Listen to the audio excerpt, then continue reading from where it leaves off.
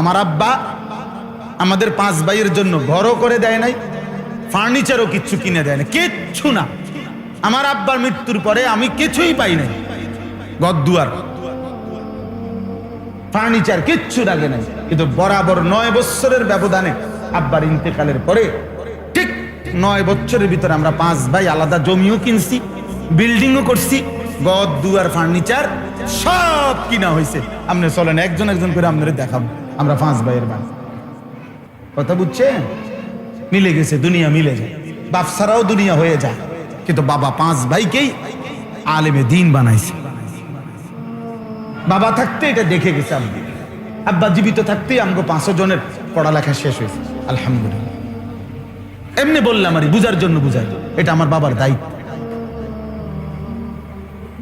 ঘর করে না দিলেও চলবে, বিল্ডিং করে না দিলেও চলবে, ওগুলা হয়ে যায়। ও সোফা এক সেট বানানো এত কঠিন কিছু, সোফা এক সেট 60-70 হাজার টাকা। এটার লেগে এত মিশা কথা কোন লাগে না, এত টাকা সুদ খাইতে হয় না, এত বাটফারি করন লাগে না।